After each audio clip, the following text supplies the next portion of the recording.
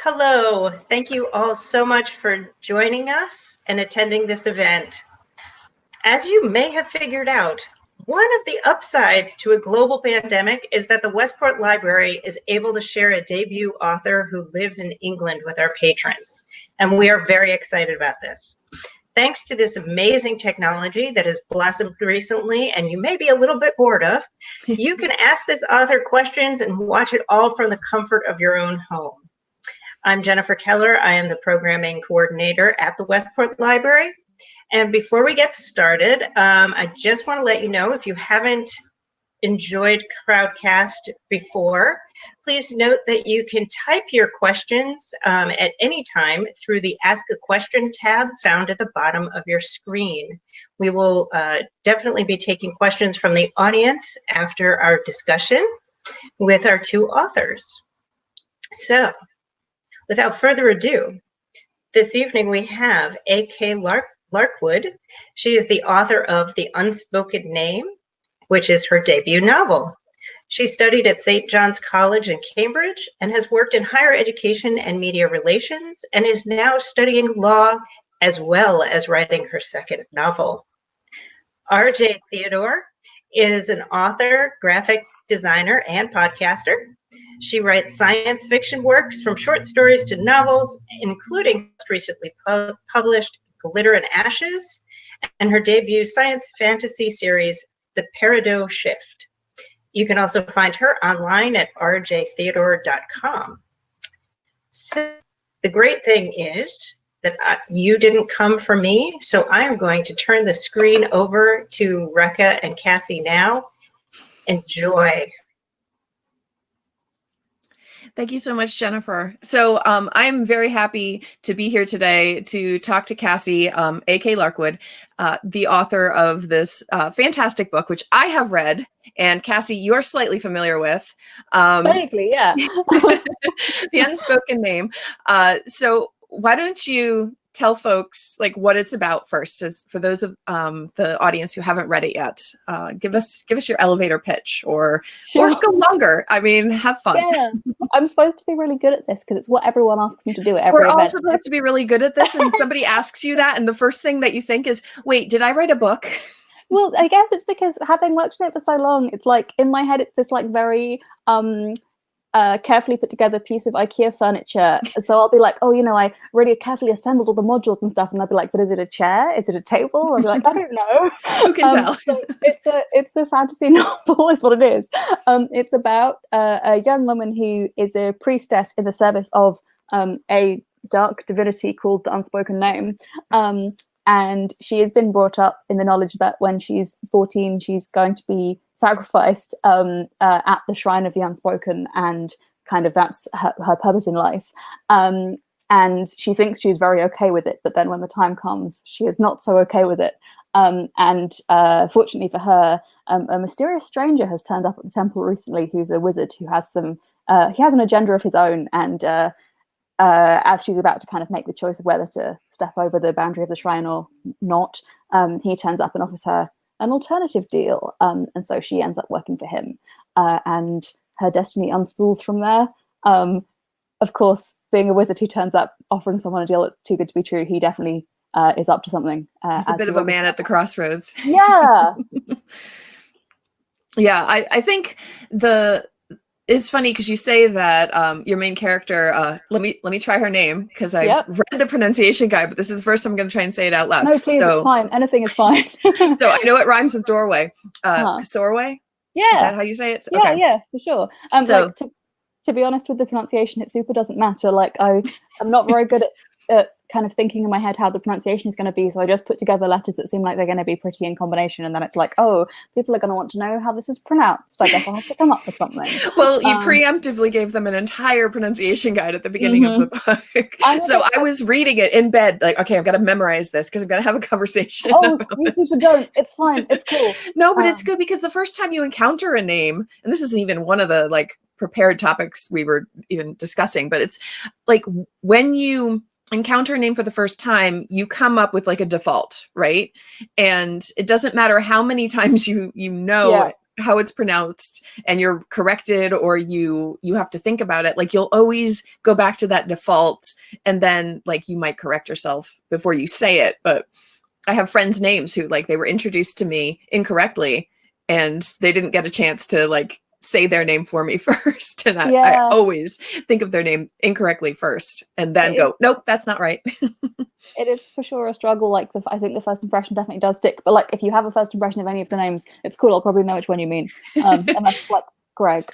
Well, luckily the first impressions I got were from your pronunciation guide. So for the most part, it's up to me memorizing it. Good. For that. But so Xor has this destiny, and you say that she makes the choice to cross the threshold, but she kind of doesn't. She doesn't believe that she has a choice. Yeah. And so she kind of goes through the book having, I don't want to say having choices made for her, because she's certainly acting on her own and making smaller choices. But in terms of like the point of her life, she relies on other people to define her. And so she starts off thinking, okay, I'm going to be sacrificed to this deity, and that's how it's going to be. And I'm fine with that. I'm 14. I have done almost nothing with my life but sit here and do it as I'm told. But that's cool. Let's go do that. And then this strange man appears. And what I always thought was interesting, and I'll come back to this later, is that like her first reaction to him is like, oh, something is off about him. And then he says, hey, let's beat this. Let's get out of here. Why don't you come with me and try something else? And then she looks to him for a large part of her life to like be defined, just as she did the order that she followed to be defined by that order. And now she's being defined by this guardian that she lets carry her away. So that's like repeated in the book with a lot of other characters, and it's done with so much nuance that like just because it's repeated doesn't mean like it feels the same at all. So you did a really good job like threading that through everybody. But I'd love to hear like what you were thinking as you developed the story. Like, did this come naturally? Was it outlined from the get-go? Did you is it something that you said, oh, I can tighten up this whole story if I like pull this thread and cinch it in, and everybody is kind of doing this having the same battle and dealing with it in different ways? Because as a writer, like I love hearing how that process happens. Like your first draft is like, it comes from somewhere, some deep well within, but then you have to like make it something that you can sell to somebody. Sure. So like, how did that develop? So I guess kind of the theme of like identity and like how you kind of draw your sense of self and sense of purpose from people around you, that was like very present in the very first ideas I had for the book, because I always wanted it to be about Xor and about her growth, and I knew that a big part of that was going to be kind of her arc was going to revolve around how she kind of defines herself according to her relationship with this wizard, her boss, kind of the purpose that he defines for her, and that it was going to be about her kind of questioning that. And so it was kind of, I think there's in fantasy there are always so many kind of dark wizards or kind of mysterious powerful figures, and they always have some kind of sidekicks or helpers or minions or whatever, and I've always been kind of interested in that relationship and kind of wondering, what would cause someone to be so loyal to someone who clearly doesn't have their or anyone's best interests at heart. Kind of what would, why would you psychologically feel so bound to someone who was clearly bad news? And so that was kind of one of the early ideas for it. And then her backstory, as it were, with the cult of the unspoken, was kind of as a corollary to that kind of, so why would she be so loyal? Well, I guess he took her from somewhere, from some worse fate or from some kind of previous incarnation of this dilemma. And then the fact that, like you say, there's a lot of characters in the book who are in some ways kind of bound to a certain fate, or feel like they have their choices restricted in a certain way, or that they can only act in a certain fashion according to what's been set down for them. And that was very intentional, in that the whole, whenever I would feel myself getting off track with the book, I would be kind of like, but how did this reflect on Xor's character arc? So kind of everything that was extraneous to that ended up being trimmed away. Like they are all very intentionally kind of reflections of that kind of growth, I guess. Yeah, the you mentioned like, how does that relationship develop between somebody who has all this power and somebody who ends up essentially henching for them. Yep. And it's interesting because, you know, Sorway's religion told her, like, okay, we're going to make this decision for you. We're going to, like, they trained her to let other people decide her fate. So they almost set her up to move into this other position and then allow somebody else to decide her fate for her for so long until she has, and at that point she's almost like, this is where her life begins, is where she walks out of that cave where she's supposed to, I don't know, it's not clear that, but you know, one assumes die in some horrific, either slow or fast way. Yep. We know there's a big hole in the floor. Is she supposed to tilt into it? You know? But so she walks out of that cave and like, that's where she begins to exist as a person, but she's still trained and behaving the way she's been trained to look for direction from somebody who asserts themselves over her, you know, in that way. And what's really insidious about this character of the wizard is that he is very kind.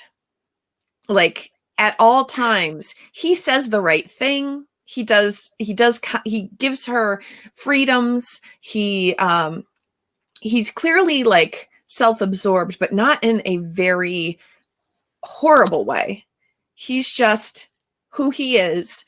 And she spends a lot of time forgiving him for that, you know, making excuses for that. So it's just really interesting because, you know, like power dynamics in books, especially traditional fantasy epics, are your main character, if they're going to be freed from somebody, they typically are very clearly subjugated at the beginning. So you start with like somebody who's being brutally punished all the time, beaten, abused, starved, you know, like Snow White with the stepmother and all these kinds of, I mean, obviously that's not an epic fantasy, but that's the example that comes to mind, is like the instant you want them to free themselves from this. And it actually took me a while to want her to free herself from the wizard, because he had me fooled too at first, even though like you have that initial reaction of like, she sat back and she was like, I don't like him and I don't know why. And it doesn't matter. I'm just going to do my job, but I don't like him. And then I'm like, oh, okay. So he's not so bad. You know, he's just this weird guy who came in and interrupted her life. But then as she begins to realize it, I'm the type who, when I read a book, I'm in there. I believe whatever you tell me that I'm supposed to believe. So I don't see things coming, which is great for me because I never have an ending spoiled for me, you know. Even as a writer and knowing the tropes and all this kind of stuff, I get to enjoy a book. Like I can really ride along. So I don't know if I should have seen this coming, but I really felt like I was 100% in Sorway's mind about how she was supposed to perceive this relationship. And so I'm so glad. That's very flattering. I really enjoyed it. And when she loves this wizard, you know, as a role model or a mentor figure and that sort of thing, like I'm there. I'm like, I understand her choices, you know.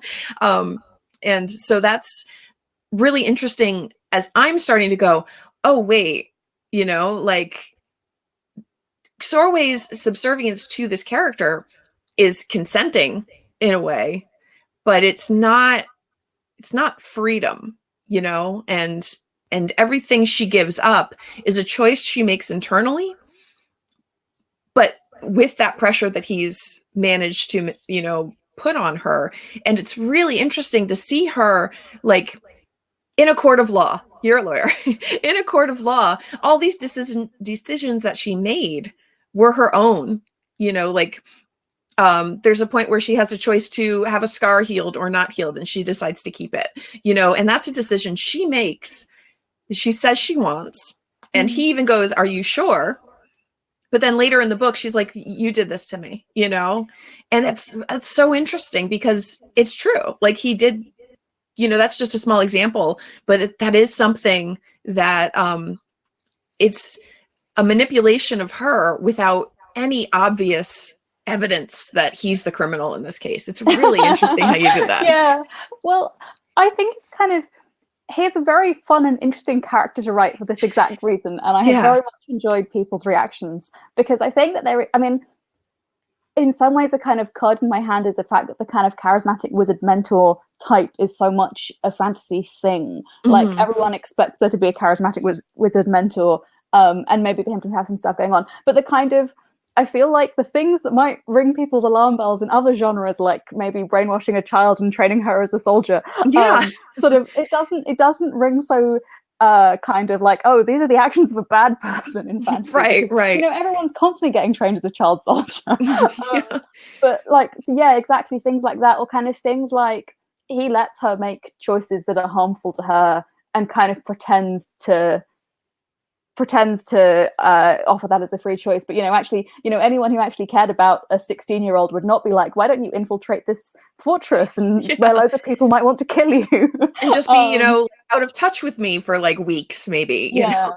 And it's it's interesting that you mentioned that kind of normally the sort of like subjugating character would be very you know, it would be very kind of apparent that there would be kind of like obvious, like on the page neglect or abuse or what have you. And I kind of didn't want to do that, A, because I don't think it would be fun to write or read about, and B, because I sort of wanted to have the reader be persuaded by him a little bit. I didn't want it to be immediately obvious, because if the story is about Xor trying to figure out what she feels about this person, it can't be obvious from the start that he's all bad and she must leave, because otherwise that's going to be very frustrating to read about.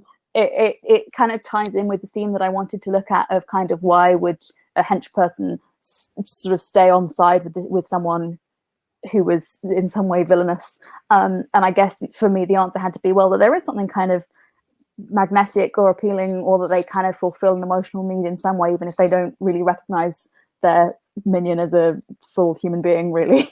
So that's kind of where that came from. And I think that kind of I'm sort of interested in one of the things I wanted to explore with the book was the kind of the insidious ways that people end up getting kind of manipulated or persuaded into pursuing goals that don't really that are not what's good for them, that are kind of against their own self-interest, and why that is and how that happens. So yeah, that's kind of where that comes from. Yeah, and it's reinforced because, I mean, like, you make him very desirable to everyone. Like, there are so many characters that come in and are just like, oh, they've got his attention now, you know, and I want his attention. How do I get the attention back on me? And there's so many characters, and the only people who see through this guy are the people who have been directly abused and, you know, like subjugated in those obvious ways. Like, those are the people who see through him. So yeah, I mean, the way your book is set up, it even makes sense that the people who stay by him can't see that that's what was happening, because everyone else who can see it is like, well, I don't like him. I'm going to, you know, act against him in whatever ways I can.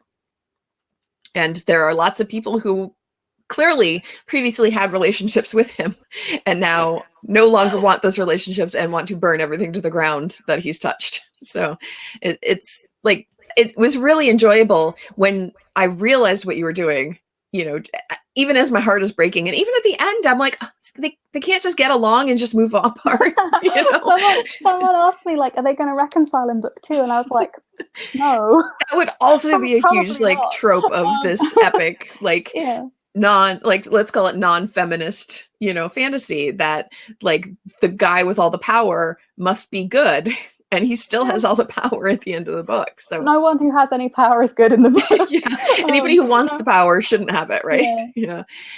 I mean, and there are so many people with various levels of power in your story. Like, the power dynamics are a huge part of the allegiances that are formed in this book.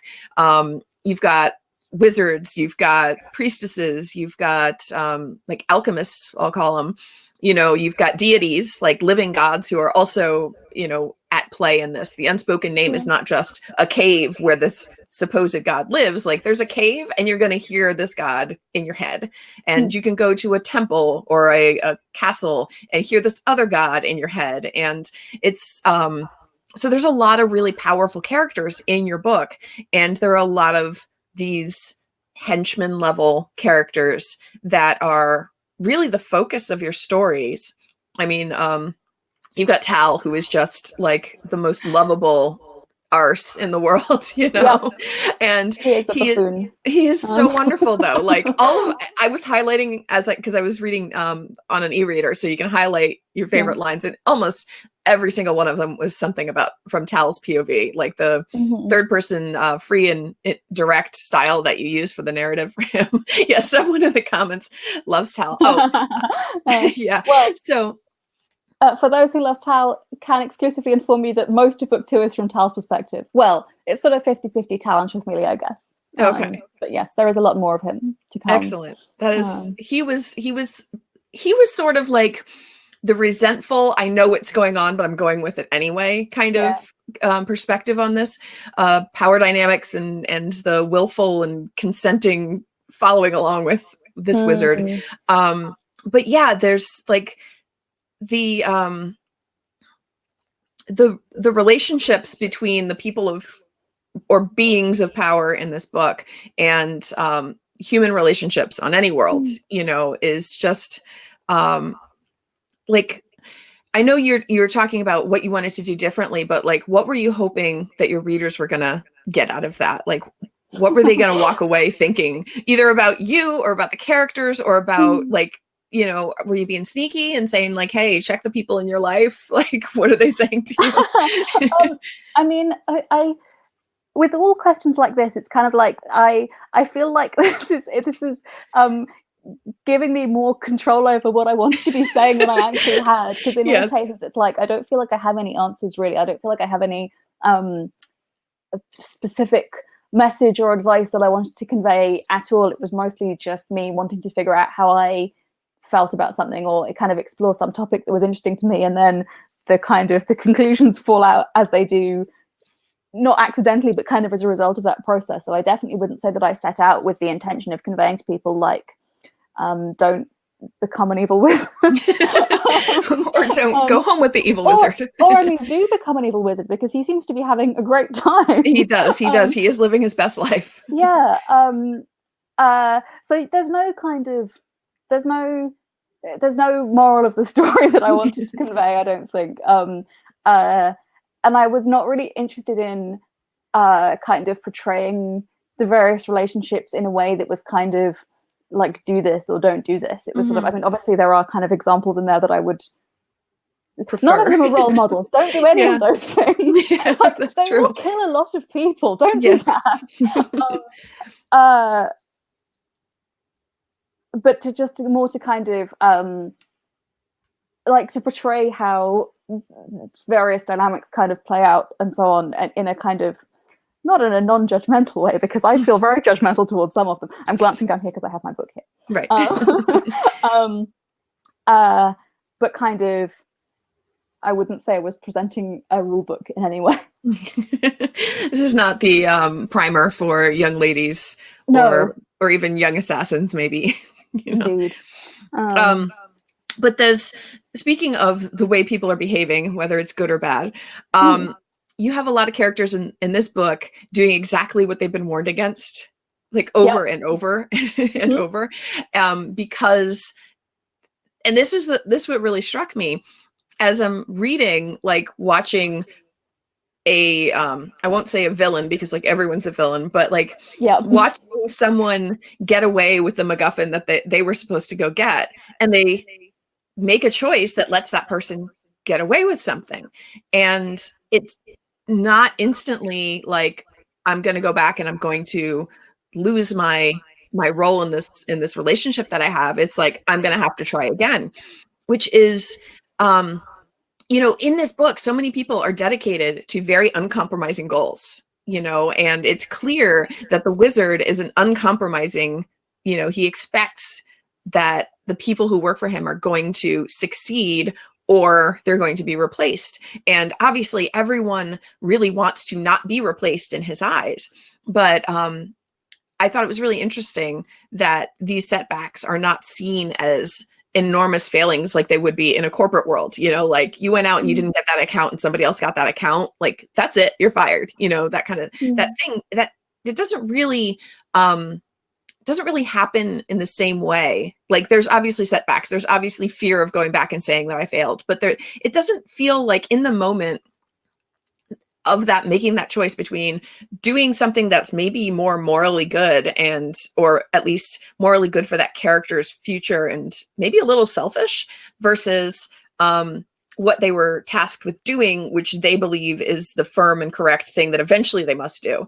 So it was interesting that you have like these win, lose, try again patterns in the book. And I noticed in your acknowledgements that you credited Emily Tesh with encouraging you to make it worse.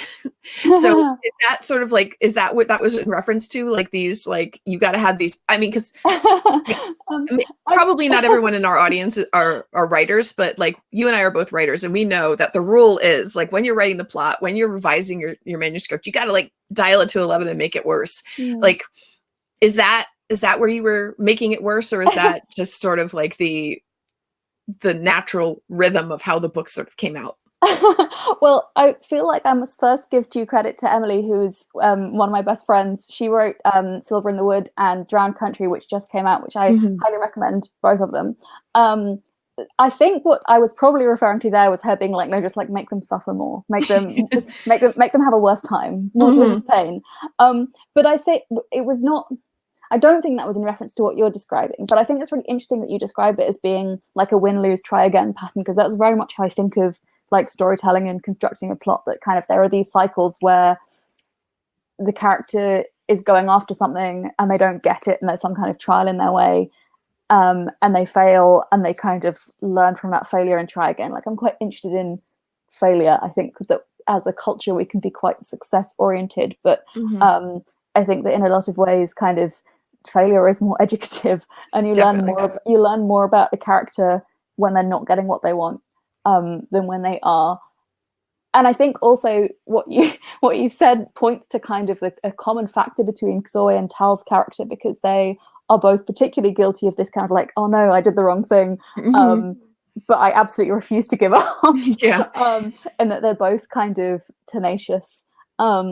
And I always think that's an interesting trait. It's a useful trait to have in a protagonist, because it's like you can put them through hell and they will keep trying to do the plot, as opposed to giving up and lying down, which I would have done on about chapter 2 of this book. That's the characters that keep going with the plot that we give them. And I think kind of, you know, like perseverance is it's the one good trait to have in life, I guess, because things are going to keep going wrong, whatever you do. So yeah, maybe that explains it. I don't know. I think also what you said about, you know, kind of in a corporate world, this would their kind of various failures would be met very uncompromisingly, and I guess that's kind of part of the reason why they do fail so much, is because I wanted to put them into conflict with Sathenai, the wizard, to see how he would react to that. And actually, this has reminded me of one of what we were talking about earlier about his kind of insidiousness, because I think part of the reason that he doesn't instantly react with like "you're fired" is kind of because that's almost too straightforward for him. Like people can't be, as far as he's concerned, people can't know where they stand. It's always kind of got to be him. Kind of, they're not going to know how he's going to react to stuff. So he always has power in any given situation to kind of react however he wants to, and no one knows how things are going to turn out for them. I guess what I'm with the try again thing that I'm talking about, it's and that all does answer my question, but I'm still thinking, of course, is that it's not just okay, back up, try and figure out some other way to get around this. It's like, okay, back up, but do that thing again, like do it harder, you know, as opposed to like, what's our plan B? There is no plan B, just do plan A again, except now there are these different things that you have to take into consideration because you failed the first time. So 1, you know, they know you're coming. 2, they've moved. 3, it's more protected. So it's like you take the same boss from level 1 and you just give that boss healing powers for level 2, and then level 3, that boss now like has extra armor and healing powers and new weapons, kind of thing. And it just keeps turning into a bigger mountain every time. I mean, that also maybe speaks to Xor Intel's characters because they're very perseverant, but they're not very smart. Yeah. Well, in those moments, that's the thing, is like they've been prepared by Seth and I the whole time. And in those moments, they go, I know what I'm supposed to do, but I'm doing this thing, you know? And it's very entertaining at the very least. And then it's fun it is fun. It's to watch them persevere and keep trying and somehow not be smited or smote or you know, by Seth and I.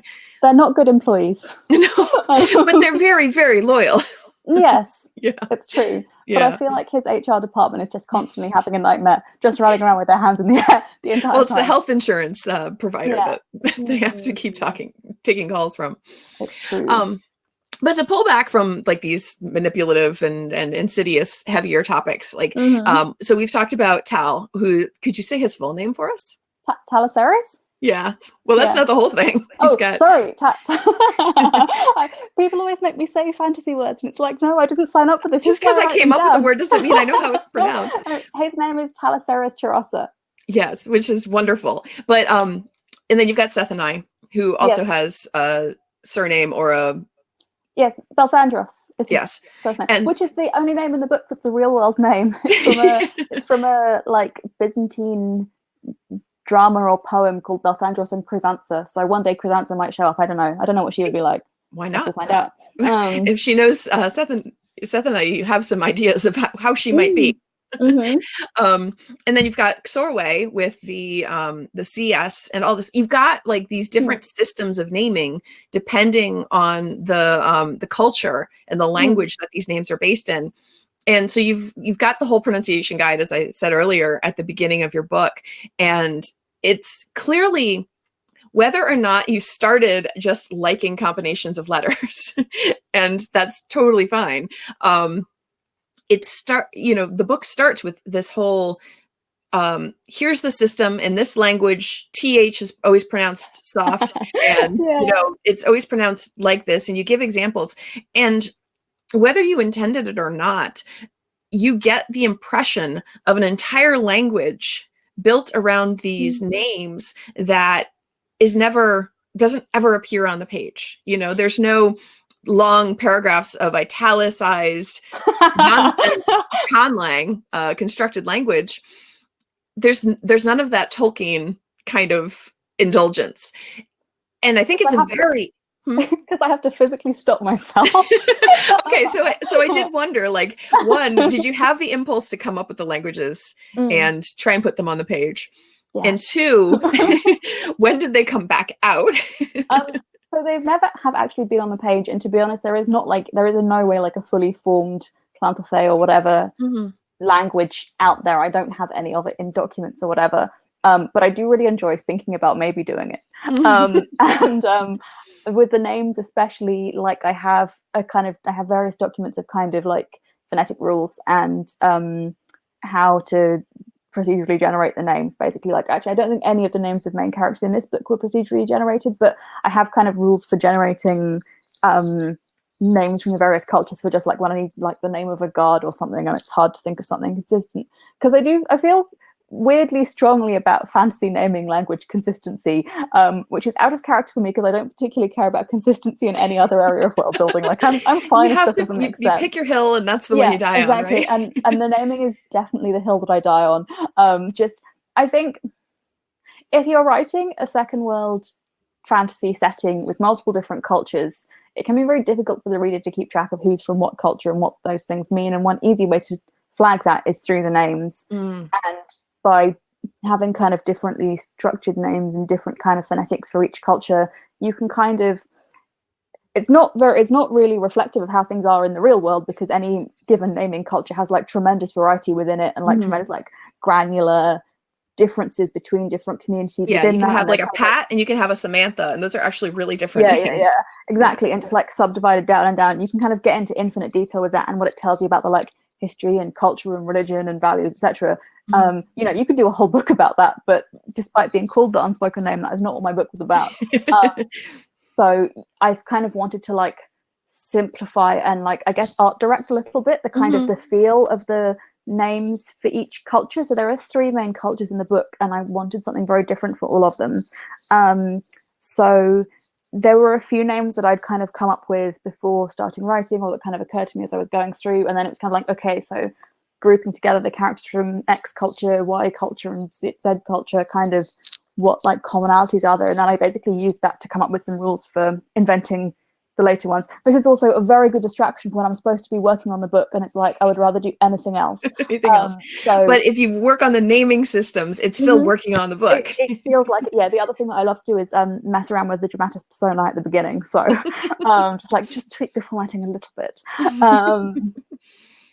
Yeah. So that's kind of the naming philosophy. Like none of them have like secret elvish meanings or anything. They're just kind of, they are basically a combination of sounds that I liked, but they are kind of designed, as it were, to hang together as an aid to understanding the world building. And it definitely works. It's very effective. Like the fact that, if you introduce a character who can't pronounce Xor's name, like, that not only are they from two different cultures, but this culture doesn't even consider that culture, worthy of understanding the language or how things would be pronounced. It's just Tal. It's just Tal. It's just Tal being like that. Yeah. Well, he might be acting as a very bad spokesman, but he's still a spokesman. But then there are other characters who say, like, I don't think, like, I have tusks. Xor goes, I don't think I can pronounce that. I have tusks. I'm going to end up just spitting because my lips don't form that. And it's a really nice level of world building that feels a lot smaller than what it actually represents, and it's really, really well done. And so congratulations on pulling that off. You fooled us all. There are lots of bits where I've been kind of like, but what language are they talking to each other? I don't think all of the characters in this scene actually share a spoken language, and I was like, it doesn't matter, it's fine, no one's ever going to question but it can be used. I mean, it is used in your story to say, like, Xor's listening in because Seth and I insisted that she learn these languages, and that gives her, that gives other characters the ability to think that they're not being overheard, and they can say something that wouldn't otherwise be said in front of her. And then you have characters shift, almost like code switching, to imply something else to each other, to the people who do understand. So you shift like mid paragraph, and you'll go italicized, and we know that they've just switched languages based on the patterns that you have in the book, and that we understand that. And it's just really well done. It's very juicy, and I love the levels it adds to the world building. So that's just excellent.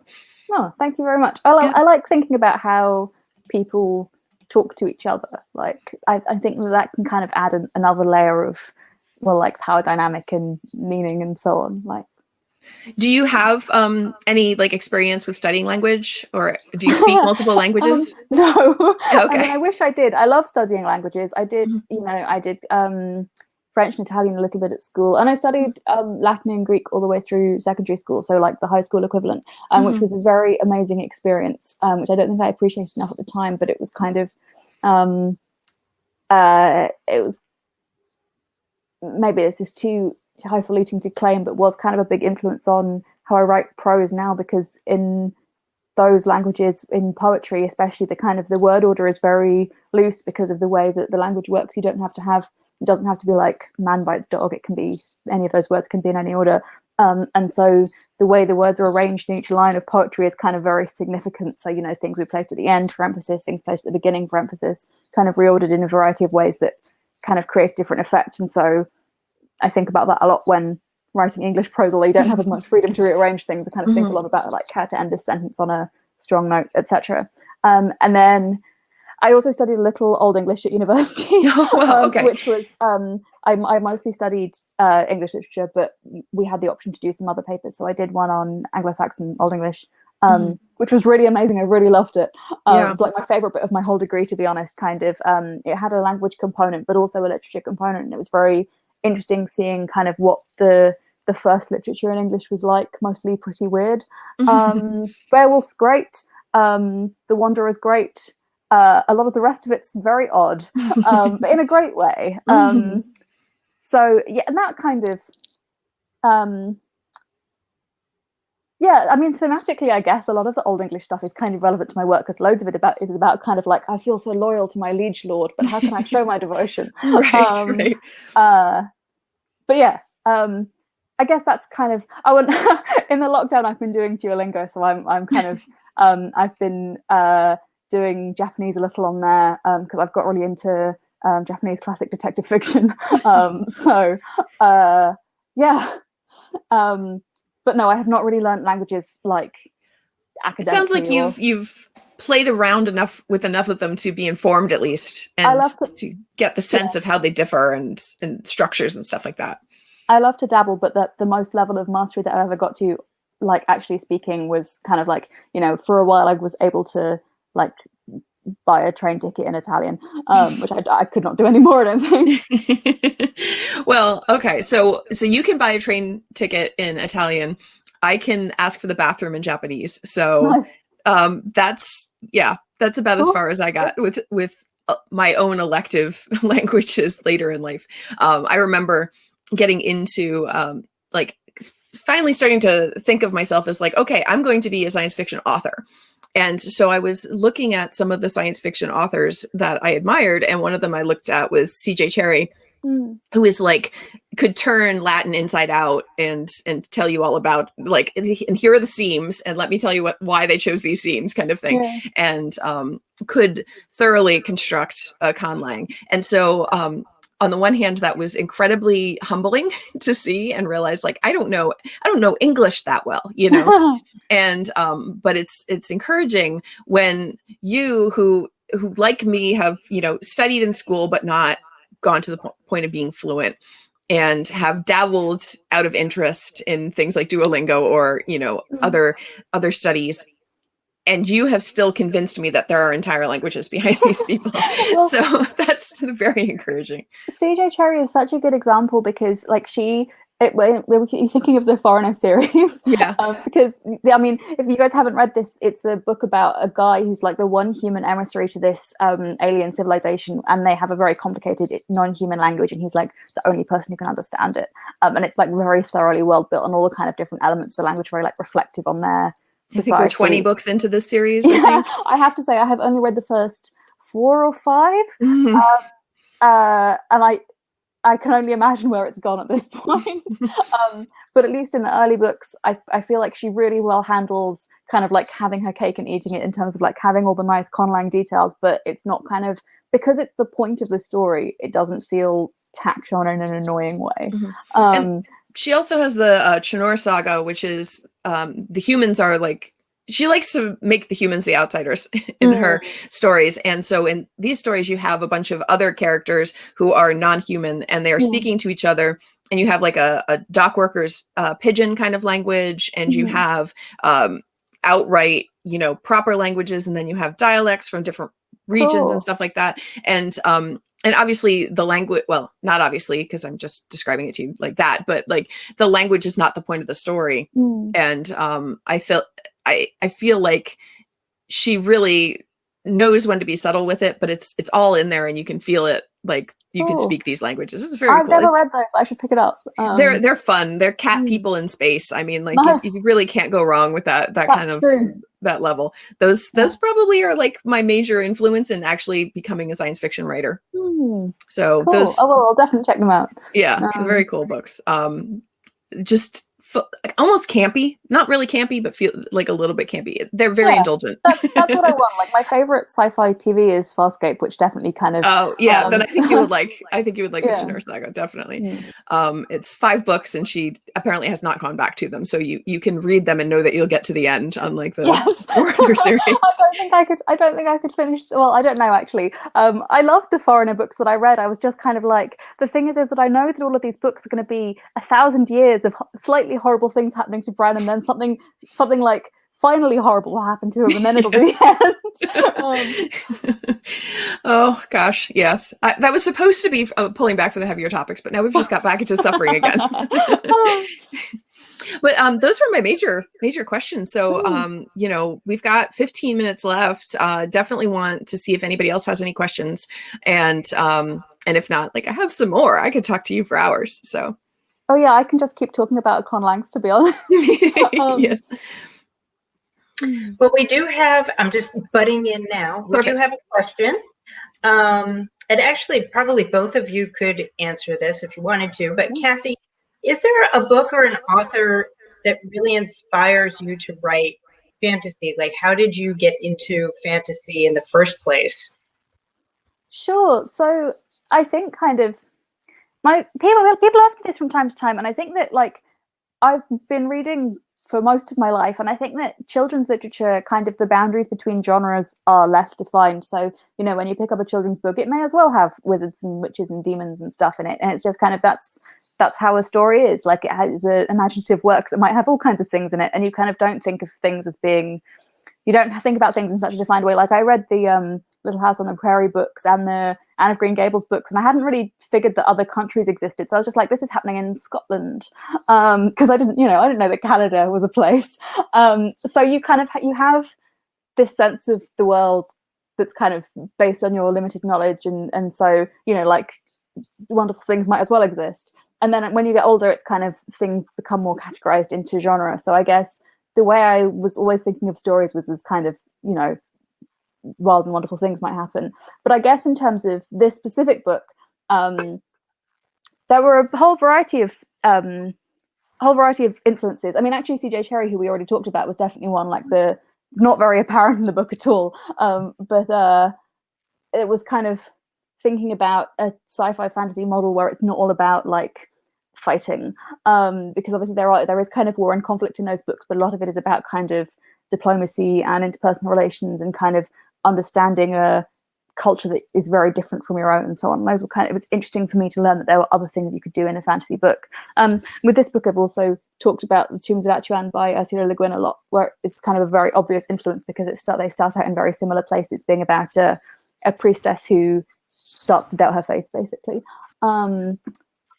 But I've talked about that so much, but it's an excellent book and I really highly recommend it. Like, that's probably my favorite book.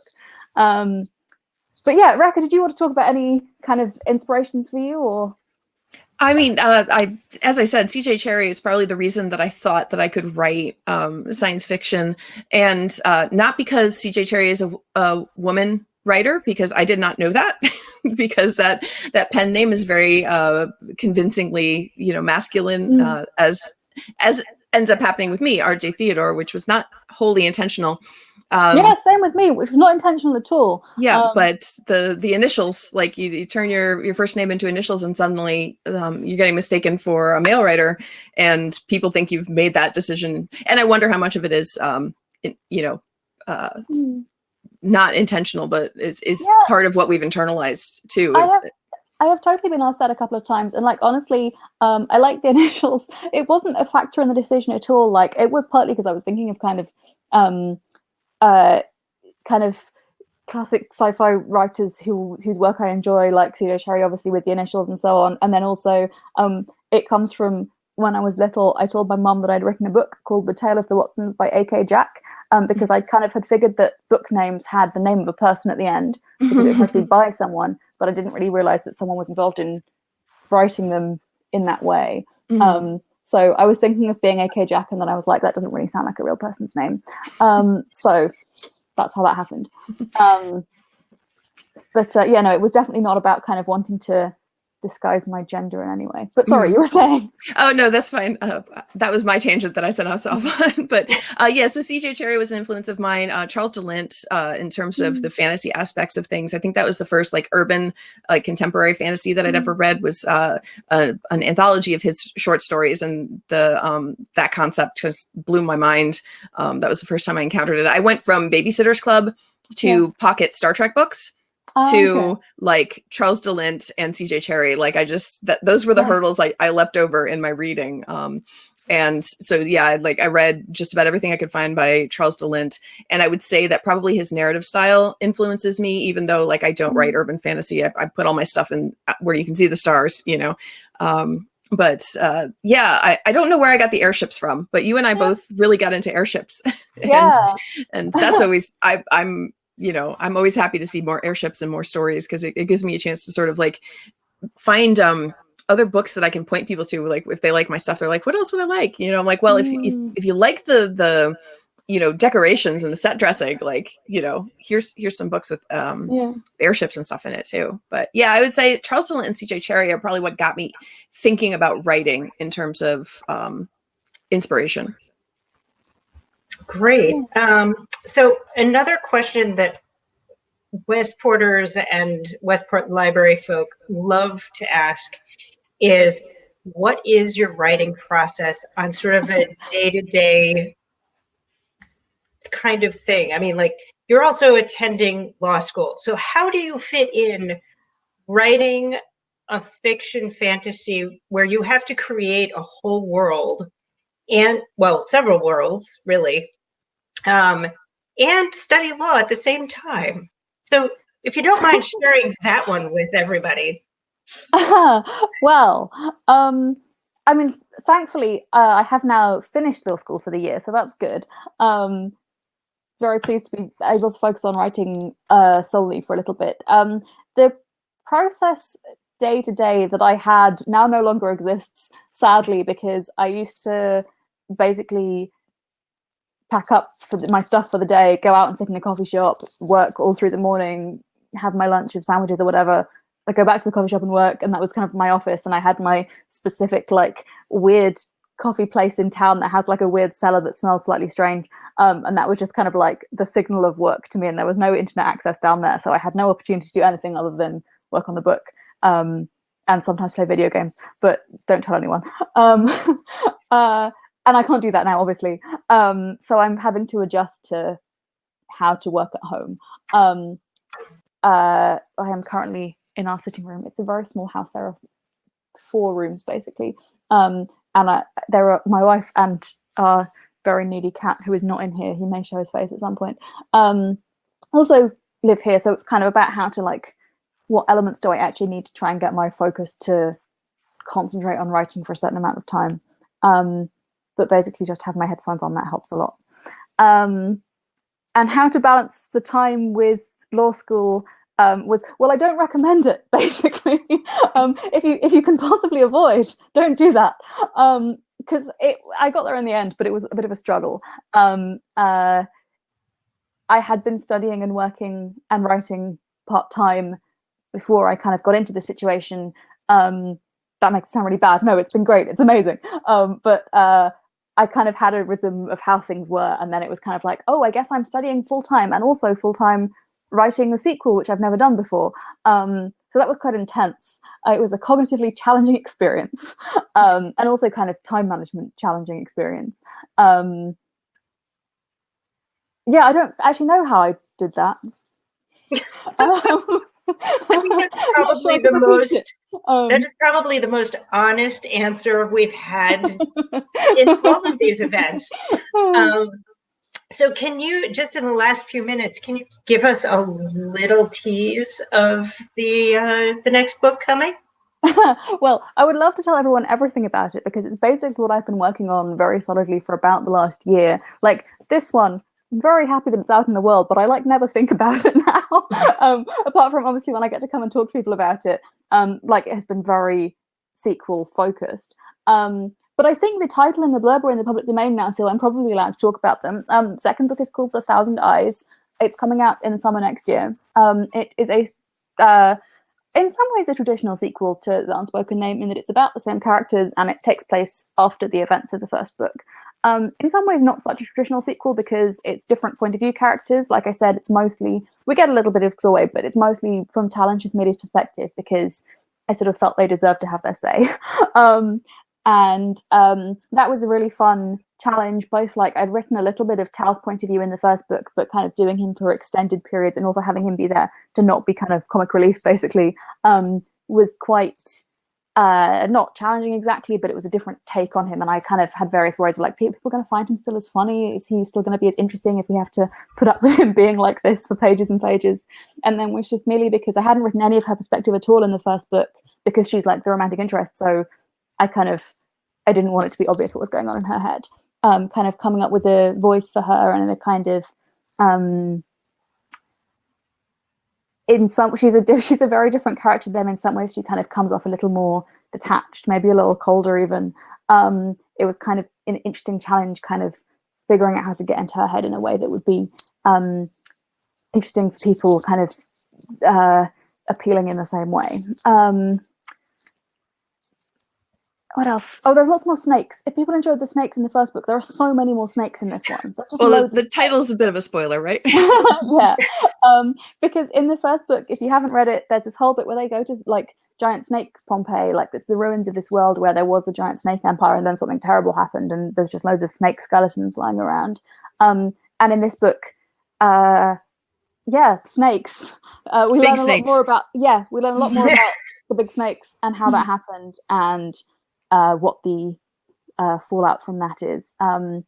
So yeah, I'm really going to be very excited to know what people think of it, because it's very weird with writing. You spend months and months working away in the cellar, the weird smelling cellar, on something, and then you don't get to find out what anyone thinks of it for like a year after that. Well, if you want to know what I think, you can always send me a copy to beta read. Well, we'll get back together online for that. Great. So, and do you have plans for a third in the series? Well, yes. Without giving away too much. I have just about a month ago started drafting the third one, which is not a sequel, but it is set in the same universe and features some of the same people. And that's probably all I can say.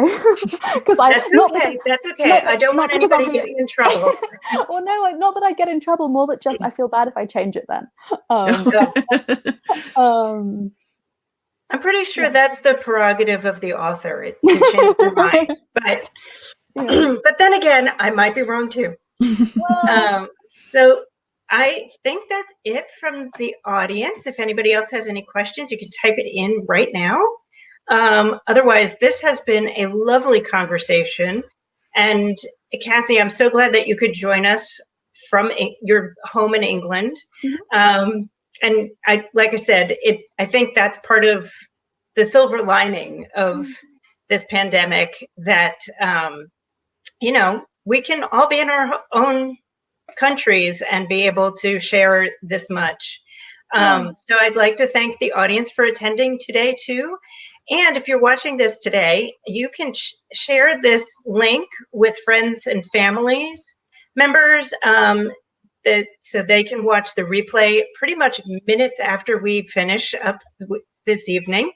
So they can watch it without being able to ask questions, obviously. And remember, support your authors, and especially Cassie, AK Larkwood. You should definitely buy the Unspoken Name from your favorite retailer. Or if you don't want to buy it, borrow a copy from the library, because you can. And for more author talks and virtual events and updates about the Westport Library, please visit westportlibrary.org. Thank you to both Cassie and Rekka. This has been quite fun. It was. Thank you so much for having us. Thank you so much. Thank you.